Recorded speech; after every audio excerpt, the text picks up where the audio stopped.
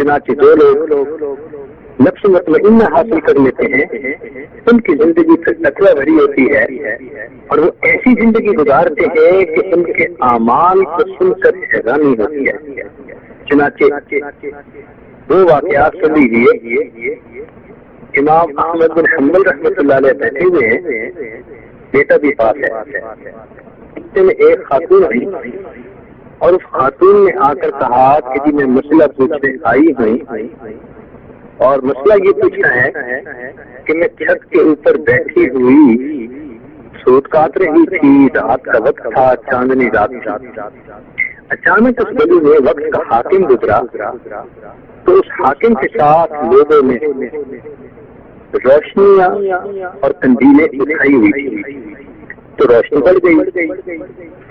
اس وقت مجھے خیال نہیں آیا، میں اپنا سوٹ کاٹتی رہی، مجھے دھاگا واضح نظر آنے لگ گیا، اس کی کوالٹی کا پتہ چلنے لگ گیا۔ جب وہ روشنی ختم ہوئی اور دوبارہ چاند کی روشنی ہوئی تو تب مجھے محسوس ہوا کہ میں نے تو اس روشنی سے فائدہ اٹھایا، اور حاکموں کا مال تو جائز نہیں ہوتا، ٹھیک نہیں ہوتا۔ تو مسئلہ پوچھنے یہ آئی ہوں کہ اب آپ بتائیں کہ جتنا سوٹ میں نے اس روشنی میں کاٹا وہی میرے لیے ممنوع اور حرام ہے، یا اس پوری رات کے اندر جو کاٹا سارا میرے لیے حرام؟ تو امام صاحب نے اس کو فرمایا کہ ہاں تیرے لیے وہ سارا سوٹ جائز نہیں، چنانچہ وہ چلی گئی۔ تو بیٹے نے کہا کہ ابا جان ایسا مشکل مسئلہ؟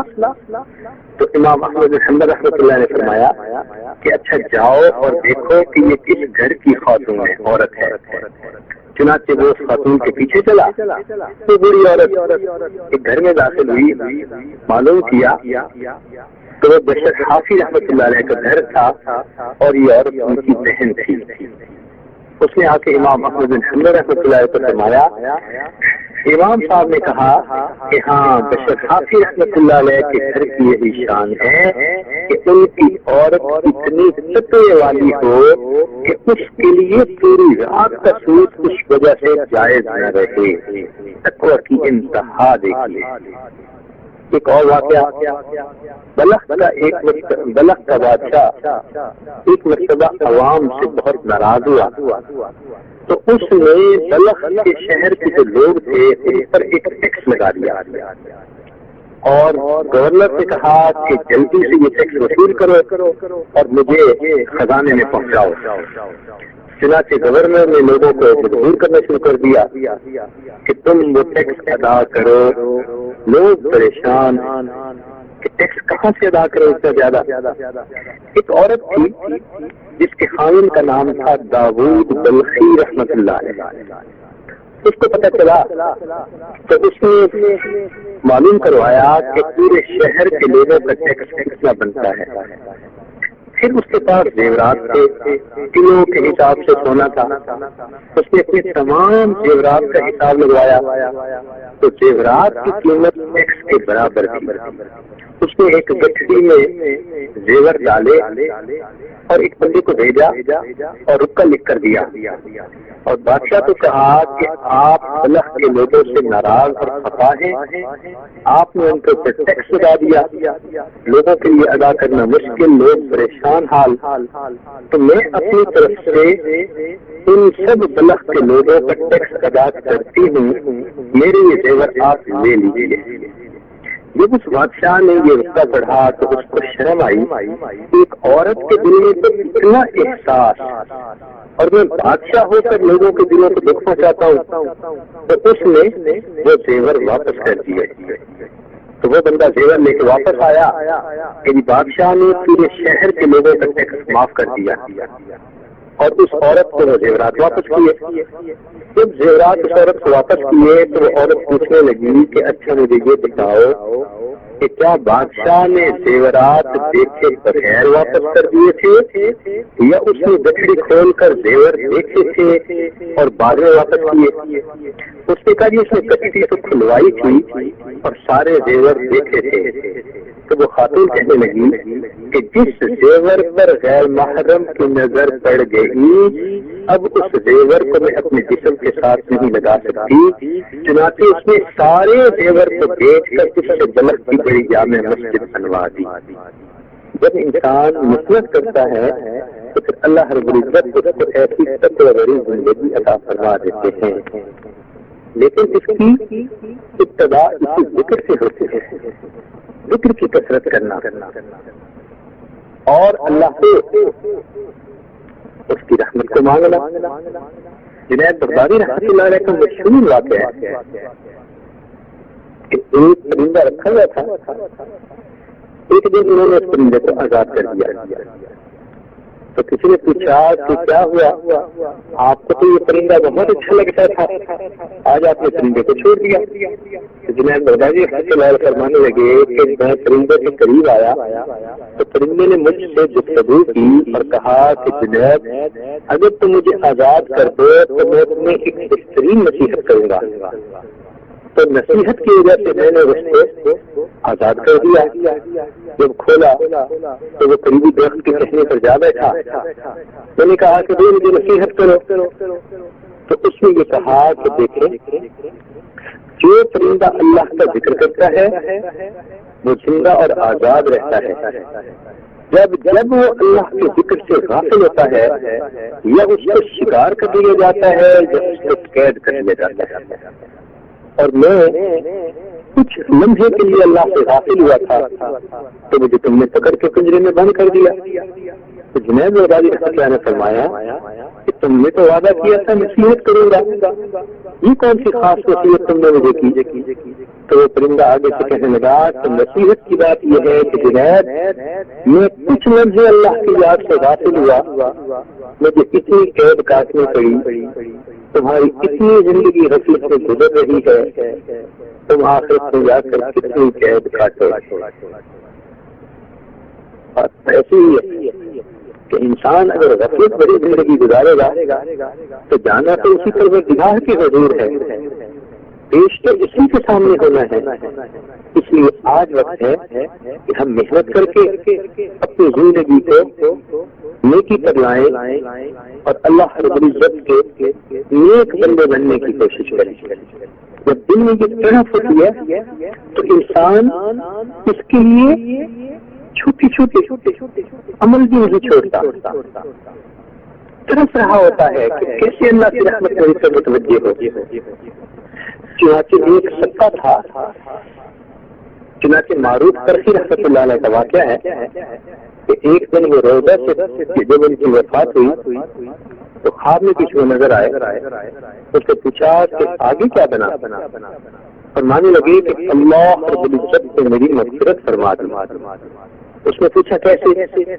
تو کہنے لگے کہ میں ایک دن روزے سے تھا، گرمی کا موسم تھا اور میں جا رہا تھا تو راستے میں ایک پانی کی مشک لے کر آدمی کھڑا پانی بیچ رہا تھا، مگر پانی پینے والا تو نہیں تھا۔ تو اس نے یہ آواز لگائی کہ جو شخص اس سے پانی کا گلاس لے کر پیے گا میں اس کے لیے بخشش کی دعا کروں گا۔ تو فرماتے ہیں کہ میرے ذہن میں خیال آیا کہ معروف روزہ تو تم پھر بھی رکھ لو گے، لیکن اگر تم نے اس کی دعا لے لی تو ہو سکتا ہے کہ اس کی دعا پر تمہاری مغفرت ہو جائے۔ میں نے اس سے پانی کا گلاس خریدا اور پی لیا۔ اللہ نے فرمایا کہ تو بخشش کے لیے اتنا تو ترستا تھا، تڑپتا تھا کہ تم نے روزہ دوبارہ رکھا، مگر سکے کی دعا کو تم نے ضائع نہ ہونے دیا، میں نے اس وجہ سے تیرے گناہوں کی مغفرت فرما دی۔ تو جب انسان کو فکر لگی ہو، کوشش میں لگا ہوا ہو، اللہ رب العزت کی اس پر رحمت ہوتی ہے، مہربانی ہوتی ہے، ہم اپنے گناہوں پر نادم شرمندہ ہو، اپنے اللہ سے اس کی معافی مانگے اور نیکی کے لیے مزید کوشش کرنے، جتنی کوشش کریں گے اتنا یہ راستہ ہمارے لیے آسان ہوگا۔ چنانچہ ایک شرابی انسان تھا جس کا واقعہ علماء نے کتابوں میں لکھا ہے کہ پورے بستی کے لوگ اس سے بہت زیادہ نالاں تھے اور بہت زیادہ ناراض تھے۔ اور اس کو کہتے تھے کہ تم شراب چھوڑو، مگر وہ نہیں چھوڑتا تھا، حتیٰ کہ بستی کے لوگوں نے یہ فیصلہ کر لیا کہ اگر یہ مر گیا تو ہم اس کی جنازہ کی نماز نہیں پڑھیں گے۔ اللہ کی شان دیکھیں کہ اس شرابی آدمی کی ایک دن وفات ہو گئی تو نہلا دیا گیا، دفنا دیا گیا، مگر بستی کے لوگوں نے کہا کہ ہم نے تو اس کی جنازہ کی نماز نہیں پڑھنی۔ اب اس کا جنازہ قبرستان تک پہنچایا گیا، قبر کھودی ہوئی ہے اور ساتھ میت رکھی ہوئی ہے چارپائی پر، جنازہ پڑھنے والا کوئی ہے نہیں، اکیلی بیوی پاس بیٹھی ہے۔ اللہ کی شان کے قریبی پہاڑ پر ایک بزرگ تھے جو بڑے عبادت گزار تھے، ان کی نظر پڑی کہ وہ نیچے اترے اور انہوں نے آ کر اس عورت سے کہا کہ اے خاتون یہ کیا معاملہ ہے؟ اس نے کہا یہ میرے خاوند کی لاش ہے، یہ شرابی تھا، کبابی تھا، زانی تھا، بستی والے اسے منع کرتے تھے مگر یہ منع نہیں ہوتا تھا، بستی والوں نے دیکھا کر لیا کہ ہم اس کی جنازہ کی نماز نہیں پڑھیں گے، اب میں اکیلی پاس بیٹھی ہوں کہ جنازہ پڑھائے تو میں اس کو دفن کروں۔ تو فرمانے لگے اچھا بستی والوں کو جا کر میرا نام لو اور کہو کہ اس کا جنازہ پڑھانے کے لیے وہ پہاڑ سے نیچے اتر آئے ہیں، تم لوگ جنازہ پڑھنے کے لیے آ جاؤ۔ تو میں نیچے اتر آیا، یقیناً اس کا کوئی عمل اللہ کو پسند آیا ہوگا۔ تو اس کے بعد ان بزرگوں نے اس کی بیوی کو بلوایا اور کہا کہ بتاؤ تمہارے خاوند پر اللہ کی رحمت کیسے متوجہ ہوئی؟ تو وہ کہنے لگی کہ شرابی اور زانی، لیکن میں نے دیکھا کہ رات کے اول حصے میں شراب کے نشے میں دکھ پڑا رہتا تھا اور رات کے آخری پہر میں جب اس کا نشہ ٹوٹتا تھا تو اس وقت اس کی آنکھوں سے آنسو نکلتے تھے اور وہ کہتا تھا اللہ میں اپنی عادت سے مجبور ہوں، مجھے نہیں پتا کہ مجھے جہنم کے کس گوشے میں ڈالے گا، میں ڈرتا ہوں مگر عادت سے مجبور ہوں۔ ان بزرگوں نے کہا کہ اس بندے کے دل میں یہ جو خوف تھا کہ اے اللہ میں تیرے عذاب سے ڈرتا ہوں، اس خوف نے اس کے لیے مغفرت کے راستے کو ہموار کر دیا۔ اللہ تعالیٰ ہمیں بھی عبادت کا شوق عطا فرمائے اور گناہوں سے بچنے کے لیے اللہ اپنا خوف عطا فرمائے تاکہ ہم آگے بڑھیں۔ اس اجتماع کا یہی بنیادی مقصد ہے۔ اس خانقاہ میں سالوں سے جو لوگ آتے رہے، مشائخ کے ہاتھوں بیعت ہوتے رہے، وہ یہ نعمت حاصل کر کے اس کی وجہ سے واپس جاتے رہے۔ آج اس خانقاہ کا فیض مشرق میں، مغرب میں، شمال میں اور جنوب میں پھیلا ہوا ہے۔ کیا عرب کیا عجم، اللہ رب العزت نے اس کا فیض دنیا میں اس طرح پہنچا دیا ہے۔ اسی لیے اس اجتماع میں حاضری کی تمنا ہمیشہ دل میں رہتی ہے۔ اللہ رب العزت سب آنے والوں کو اس جگہ پر اپنے مقبول بندوں میں شامل فرمائے۔ ہم اللہ رب العزت سے یہی دعا کرتے ہیں، اے میرے مولا عمل کو اس قابل نہیں کہ پیش کر سکے، بس رحمت کی بات ہے۔ کہنے والے نے کہا رحمت دا دریا الہی کہ ہر دم وقدا تیرا، رحمت دا دریا الہی کہ ہر دم وقدا تیرا، کہ ایک قطرہ بخشے لو کہ ہم بڑھ جاوے میرا، ایک قطرہ بخشے لو کہ ہم بڑھ جاوے میرا، کہ ہر کوئی کہ تیرا تیرا، کہ میری آنکھوں تیرا، کہ تیرا کچھ نہیں جانا مولا، کہ تو کہہ دے تیرا۔ کہ کریم آقا سب لوگ یہ کہتے گئے ہم اللہ کے ہیں، اللہ کے ہیں، اور اسی کی نقل میں ہم بھی یہی کہتے ہیں کہ ہم اللہ کے ہیں، مگر ہم تو کہہ رہے ہیں اے اللہ اگر کبھی آپ بھی فرما دیں ہاں تو مغفور ہو تو ہمارا کام بن جائے گا، رحمت کی وہ نظر ہم پر ڈال دیجیے کہ ہم معصیت سے بچ کر نیکی کی طرف آ جائیں۔ آپ کی رحمت کی نظر رکھتی ہے ریل بنیاد کتابوں کی سرداری سے نکال کر ولیوں کے سردار بنا دیتے ہیں، آپ کی رحمت کی نظر رکھتی ہے بشر حافظ کو دنیا کی شراب خانے سے نکال کر اپنی محبت کی شراب پلا دیتے ہیں، آپ کی رحمت کی نظر رکھتی ہے جنید بغدادی کو دنیا کی پہلوانی سے نکال کے اولیاء کی دنیا کا پہلوان بنا دیتے ہیں۔ اے کریم آقا ایک ایسی رحمت کی نظر ہم پر بھی ڈال دیجیے، اس برکت مجلس میں جتنے بھی مشائخ سالکین موجود ہیں اللہ ان کی برکت سے ایک رحمت کی نظر ڈال دیجیے، ایک مرتبہ محبت کی نظر سے اس دنیا کو دیکھ لیجیے۔ پھر مولا آپ کی ایک نگاہ کی بات ہے، میری زندگی کا سوال ہے، ہمارے مسکینوں پر آپ رحمت کی نظر فرما دیجیے، ہمیں بھی اپنے مقبول بندوں میں شامل فرما لیجیے۔